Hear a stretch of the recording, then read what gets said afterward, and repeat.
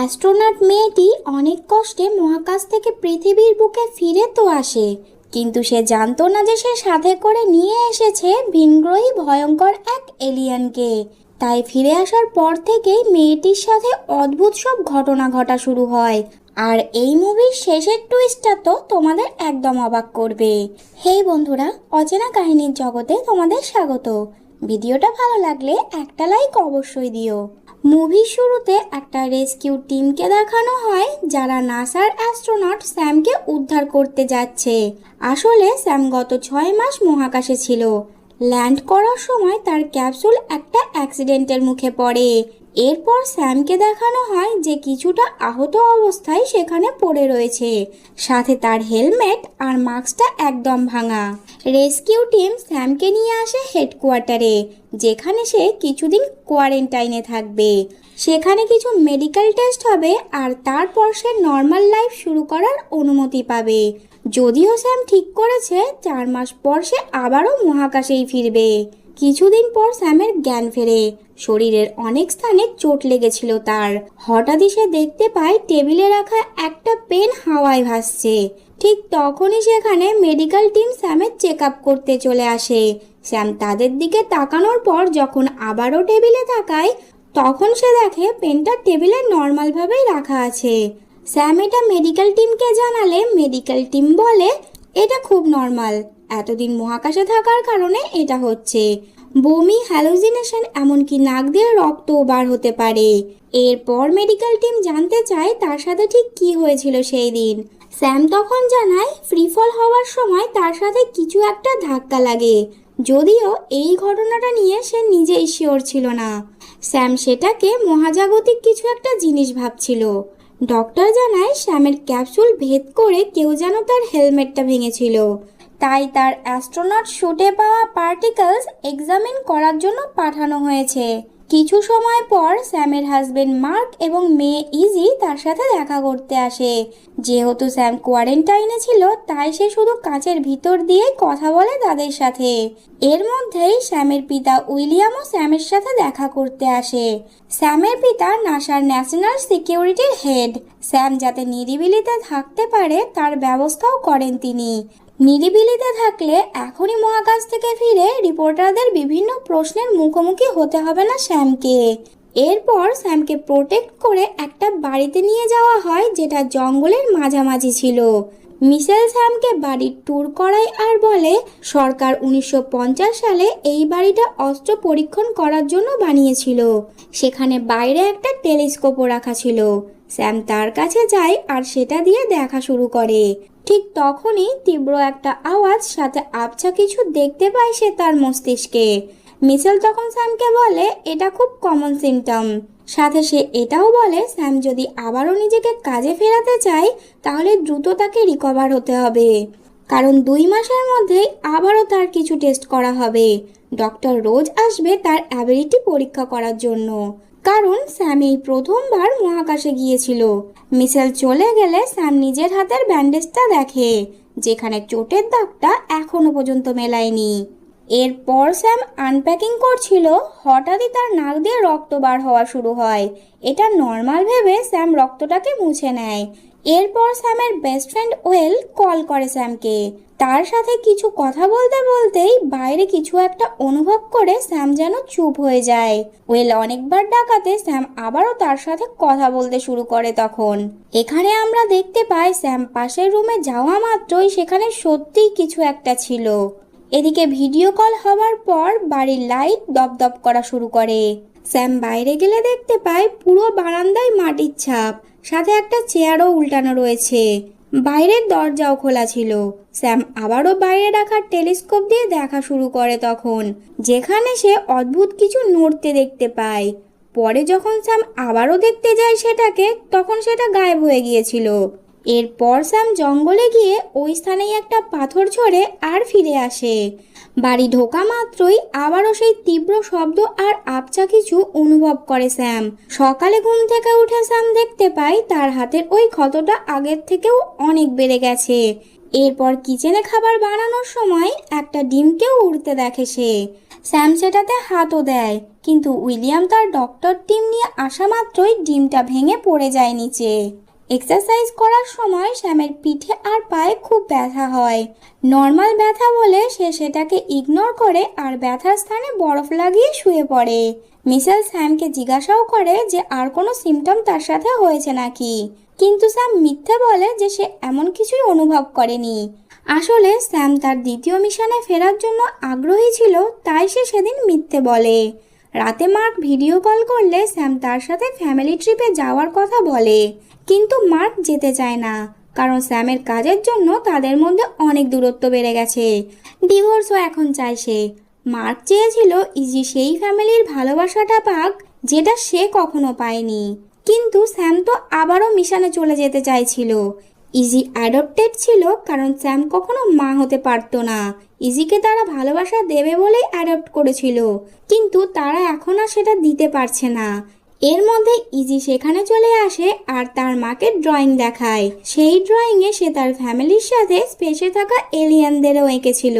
পরের দিন আবারও স্যাম সেই তীব্র শব্দটা অনুভব করে। এবার তার মাথায় অনেক ধোঁয়া আর বন্দুক হাতে একটা আর্মির ছবি ভেসে আসে। একটু ঠিক হবার পর স্যাম আবারও জঙ্গলে যায়, যেখানে একটা কেবেলের তার দেখতে পায় সে। সেটাকে ফলো করে সে বুঝতে পারে জঙ্গলে রাখা বড় পাথরগুলো আসলে পাথর না, তার নিচে রয়েছে সিসিটিভি ক্যামেরা। এমন অনেকগুলো পাথর সে জঙ্গলে খুঁজেও পায়। তখন তার মনে অনেক প্রশ্ন আসে। জঙ্গল থেকে ফেরার সময় কিছুতে পা বেঁধে পড়ে যায় স্যাম। জ্ঞান আসলে স্যাম দেখে তার মাথা দিয়ে রক্ত পড়ছে। এক অফিসার এসে জানায় স্যামকে তারা বাইরের জঙ্গল থেকে রুমে নিয়ে এসেছে। উইলিয়াম সেখানে আসে আর জঙ্গলে একা একা যাবার জন্য স্যামকে বকাবকি করে। স্যাম তখন জঙ্গলে রাখা সিসিটিভি সম্পর্কে জানতে চায় উইলিয়ামের কাছে। উইলিয়াম তখন বলে, আমি তোমাকে এই বাড়ির সমস্ত ডিটেল বলিনি, কারণ আমি ভাবিনি যে তুমি এই সব দেখবে। এরপর উইলিয়াম স্যামকে মাটির নিচে একটা হিডেন ঘরে নিয়ে যায়, যেখানে অনেক লিভিং কোয়ার্টার ছিল। সেখানে রাখা বিদ্যুৎও স্বাধীনভাবেই চলতো। সাথে বাড়ির আশেপাশে যে সিসিটিভি ছিল তার ডেস্কটপও রাখা ছিল ওই রুমের মধ্যে।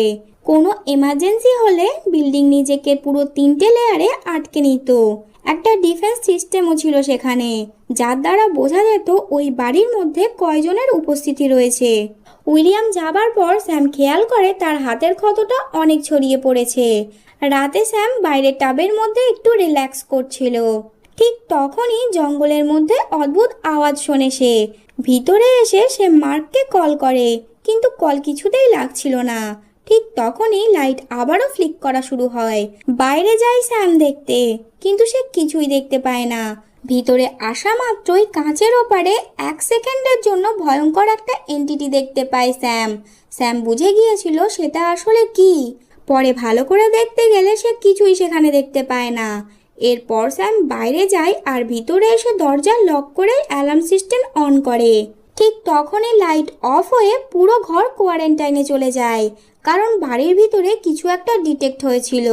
তাই সিস্টেম ঘরটাকে কোয়ারেন্টাইন করে দিয়েছে। ভয় পেয়ে স্যাম কল করার চেষ্টা তো করে, কিন্তু ফোনে নেটওয়ার্ক ছিল না। এক মুহূর্তেই স্যাম যেন ওই বাড়িতে বন্দি হয়ে পড়ে। এরপর আবারও ওই তীব্র আওয়াজ শুনতে পায় স্যাম। পাশের রুমে বিকট একটা শব্দ শুনে দৌড়ে সে নিচে আসে। তখন দেখা যায় নতুন একটা ক্রিয়েচার স্যামের পিছন দিয়ে চলে যায়। নিজের ওই হিডেন রুমে গিয়ে স্যাম লাইট অন করার চেষ্টা করে, কিন্তু স্বাধীনভাবে জ্বলা লাইটটাও তখন যেন চলছিল না। এরপর দরজার নকটা নিজে নিজেই খোলা শুরু হয়। ভয় পেয়ে স্যাম ওই দরজায় লাইট মারে। তখন নকটা খোলা বন্ধ হয়ে যায়। সাহস করে স্যাম বাইরে যায়। ঠিক তখনই কাঁচের বাইরে ভয়ঙ্কর দুটো হাত দেখতে পায় সে। স্যাম দ্রুত বাংকারে চলে আসে সিকিউরিটি ক্যামেরা চেক করতে, যেখানে স্ক্রিনে ওই অদ্ভুত ক্রিয়েচারটাকে সে আবারও দেখতে পায়। হঠাৎই স্যামের ঘুম ভাঙে আর সে বুঝতে পারে ভুল করে কম্পিউটার ডেস্কের ওপরেই সে ঘুমিয়ে পড়েছিল। বাইরে আসতেই স্যাম দেখে উইলিয়াম তার টিম নিয়ে আবারও এসেছে। স্যাম তাদের ব্ল্যাকআউট হবার ঘটনাটা বলে, সাথে সে উইলিয়ামের কাছে ওই ক্রিয়েচার দেখার ঘটনাটাও জানায়। এর মধ্যেই মার্ক আর ইজিও চলে আসে, ইজিকে উইলিয়ামের কাছে খেলতে দিয়ে স্যাম আর মার্ক জঙ্গলে যায় কথা বলার জন্য, যেখানে স্যাম মার্ককে জানায় গত রাতে অদ্ভুত ভয়ঙ্কর একটা জিনিস দেখেছে সে, যেটা হয়তো এই পৃথিবীরই না। স্যাম মনে করে কোনো এলিয়েন হয়তো স্পেস থেকে তার সাথে পৃথিবীতে চলে এসেছে। মার্কের কিছু বলার আগেই সেখানে ইজি চলে আসে। এরপর উইলিয়াম আর স্যাম আবারও সিসিটিভি চেক করে, কিন্তু এইবার সেখানে কোনো ক্রিয়েচারই দেখতে পায় না তারা। স্ক্রিন একটু গ্লিচ তো করে, কিন্তু সেখানে অদ্ভুত কিছু দাঁড়িয়েছিল না। এইসব দেখে উইলিয়াম স্যামকে বলে হয়তো স্পেসে এতদিন থাকার কারণে তার হ্যালুসিনেশন হচ্ছে, তাই সে যেন আরও বেশি করে আরাম করে।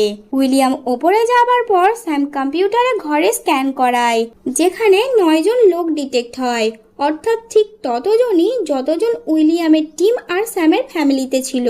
কিছু সময় পর মার্ক, স্যাম আর ইজি জঙ্গলে ঘুরতে যায়, যেখানে মার্ক স্যামের প্রতি একটু ভালোবাসাও দেখায়। হঠাৎই একটা শব্দ শুনে স্যাম একটু দূরে যাওয়া ইজিকে খুঁজতে শুরু করে। এরপর ইজি সেখানে আসে, যার হাতে একটা মারা যাওয়া ইনসেক্ট ছিল। কিছুক্ষণ পর জঙ্গলে থাকা সব ইনসেক্ট চিৎকার করতে শুরু করে, যেটা দেখে মার্ক দ্রুত স্যাম আর ইজিকে নিয়ে ঘরের দিকে রওনা হয়। দৌড়ানোর সময় তারা খেয়াল করে হাজার হাজার ইনসেক্ট জঙ্গল থেকে বেরিয়ে তাদের দিকেই আসছে। দ্রুত ঘরে ঢুকে তারা লক সিস্টেম অন করে। তখন দেখা যায় কাঁচের বাইরে সব ইনসেক্ট ধাক্কা দিয়ে মারা যাচ্ছে। তাদের পরিমাণটা এতই বেশি ছিল যে বাইরে সব আলো ঢাকা পড়ে যাচ্ছিল। কিছুক্ষণ পর ক্লিনিং টিম আসে আর সব কিছু পরিষ্কার করে। একজন নাসা অফিসার তাদের জানায় এনভায়রনমেন্টাল কোনো কারণে হয়তো এইসব হয়েছে।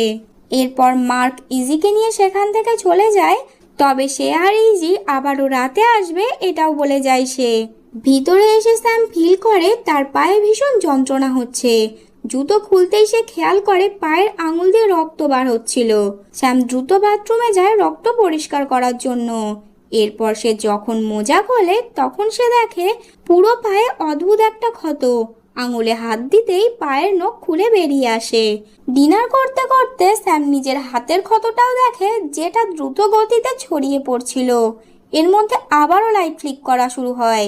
স্যাম ব্যাকডোরে একটা টেবিল রাখে যাতে ভিতরে কেউ না আসতে পারে। এরপর স্যাম ইন্টারনেটে ইনসেক্টদের সাথে হওয়া এমন ঘটনা পড়ে আর শকড হয়ে যায় এটা দেখে। সেখানে লেখা ছিল এমনটা শুধু হয় জিওম্যাগনেটিক ডিস্টারবেন্সের কারণে। স্যাম তখন ভাবতে থাকে সত্যি কি তাহলে কোনো এলিয়ান ইউএফও তার সাথে পৃথিবীতে চলে এসেছে। একটা আর্টিকেলে তো কিছু মানুষের শরীরে ঠিক এমন ক্ষত চিহ্নই ছিল, যেটা এখন স্যামের শরীরেও ছিল। এরপর পিঠে হাত দিয়ে কিছু একটা ফিল করে স্যাম আয়নার কাছে দৌড়ায়। সেখানে সে দেখতে পায় সেই ক্ষত এখন তার পিঠেও ছড়িয়ে পড়েছে। এরপর আবারও লাইট ফ্লিক করতেই স্যাম দ্রুত অ্যালার্ম অন করে আর নিচের দিকে ছুটে যায়। পাশের রুম থেকে অদ্ভুত আওয়াজ আসতে শুরু করে। ঠিক তখনই মার্ক কল করে বলে আমি রাস্তায় আছি, এখনই চলে আসব। স্যাম মার্ককে ভয় কাতর গলায় বলে সত্যি করে বলো, আমি কি কখনো ভালো মা হতে পেরেছিলাম? এটা শুনে মার্ক কনফিউজ হয়ে যায়। লাইট আবারও ফ্লিক হওয়া শুরু হয় আর এইবার হাউস অ্যানাউন্স করে আরও একটা কিছু ডিটেক্ট হয়েছে, তাই আবারও লকডাউন শুরু হবে। স্যাম তখন মার্ককে বলে এই ঘরে নিশ্চয়ই কিছু আছে। এরপর কলটা কেটে যায়। স্যাম ওই আওয়াজটা আরও কাছ থেকে শুনতে পাচ্ছিল। তখন দ্রুত সে কেবিনে যাবার জন্য সিঁড়ি দিয়ে নামতে থাকে। তখন তার পিঠে খুব যন্ত্রণা হচ্ছিল, যার কারণে সে সিঁড়ি দিয়ে নিচে পড়ে যায়। এরপর স্যাম পিঠে হাত দিয়ে দেখে তার পিঠে ওই ক্ষত দিয়ে অদ্ভুত চিপচিপে কিছু জিনিস বার হচ্ছে। পড়ে যাবার কারণে তার ফোনটাও ভেঙে গিয়েছিল। তার ওপর ওপরের ঘরে কারোর পায়ের আওয়াজ শুনে স্যাম দ্রুত কম্পিউটারের ঘরে যায় আর পুরো বাড়িটাকে স্ক্যান করা শুরু করে, যেখানে সে দেখতে পায় সে ছাড়াও আরও একজন ডিটেক্ট হয়েছে। এরপর স্যাম স্ক্রিনে দেখে অদ্ভুত সেই আকৃতি যেটা স্ক্রিনের একদম সামনে এসে গিয়েছিল। ভয়ে স্যাম কম্পিউটার অফ করে দেয়। কিছু সময় পর কম্পিউটার আবারও ওপরের ঘরগুলো স্ক্যান করে, যেখানে আরও দুজন এন্টিটির উপস্থিতি ধরা পড়ে। স্যাম তখন দৌড়ে নিচের বেসমেন্টে থাকা কিচেনে চলে যায়, যেখানে কাঁচের রিফ্লেকশনে সে সেই মনস্টারটাকে দেখতেও পায়। যদিও ওই মনস্টারটা স্যামকে দেখতে পায়নি, একটা স্থানে লুকিয়ে পড়েছিল সে। এরপর সেই ক্রিয়েচারটা চলে গেলে বাইরে বার হবার জন্য স্যাম দরজার কাছে যায়, কিন্তু সেখানে আর একটা ক্রিয়েচার চলে আসে, যার ফলে স্যাম আবারও লুকাতে বাধ্য হয়। যা হোক করে স্যাম কিচেন থেকে বাথরুমে এসে নিজেকে লক করে। হঠাৎই তার হাতের ওই ক্ষত স্থানে প্রচণ্ড ব্যথা অনুভব করে সে। এরপর ব্যান্ডেজ খুলে স্যাম দেখে তার হাতের ক্ষত দিয়েও ওই চিপচিপে জিনিসগুলো বার হচ্ছে, সাথে হাতের ভিতর দিয়ে যেন নীল রঙের রশ্মিও বার হচ্ছিল। এদিকে ওই ক্রিয়েচারটা বাথরুমের দরজা ভাঙতে চাইলে স্যাম বাথরুমের প্যানেল দিয়ে বাইরে বেরিয়ে জঙ্গলের দিকে দৌড়াতে থাকে। অন্যদিকে মার্ক আর ইজিও সেখানে পৌঁছায়। পুরো ঘর কোয়ারেন্টাইনে আছে দেখে মার্ক ভিতরে ঢোকার অনেক চেষ্টা করে, কিন্তু সে কিছুতেই ঢুকতে পারে না। এর মধ্যে ইজি কিছু একটা দেখে গাড়ি থেকে বার হয় আর জঙ্গলে যেতে থাকে। মার্কও তার পিছু করে তখন। অন্যদিকে স্যামকে দেখানো হয় যে জঙ্গলের ভিতর দিয়ে দৌড়াচ্ছে, তার পুরো শরীর দিয়েই যেন নীল রশ্মি বার হচ্ছিল তখন। এরপর উইলিয়ামকে দেখানো হয়, সে তার টিম নিয়ে সেখানে আসে আর পুরো টিমকে বলে, আমরা খুব ইন্টেলিজেন্ট প্রাণীর মুখোমুখি হতে চলেছি, তাই সাবধান। আর্মিরা তখন অ্যালার্ট হয়ে সার্চ করা শুরু করে। এদিকে দৌড়াতে দৌড়াতে স্যাম জঙ্গলের মধ্যে পড়ে যায়।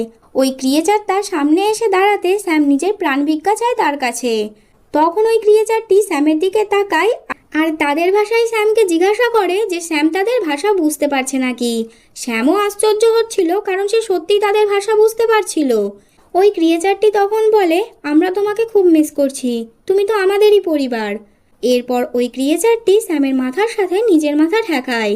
তখন যেন স্যামের মস্তিষ্কে ওই আবছা ছবি স্পষ্ট হয়ে যায়, যেখানে সে দেখতে পায় কিছু বছর আগে একটা ইউএফও পৃথিবীতে ক্র্যাশ হয়েছিল। আসলে স্যামও একটা এলিয়ানই ছিল। উইলিয়ামের বাহিনী যখন তাদের পিছু করছিল তখন বাকি এলিয়ানরা তো পালিয়ে যায়, কিন্তু স্যাম ওদের থেকে আলাদা হয়ে পড়ে, যার ফলে ভয় পেয়ে স্যাম একটা ডিভাইসের মাধ্যমে নিজেকে মানুষে রূপান্তরিত করে। উইলিয়াম যখন তাকে দেখে তখন সে একটা ছোট্ট মেয়েতে পরিণত হয়েছিল, আর উইলিয়াম ওই মেয়েটিকে অ্যাডপ্ট করে নেয়।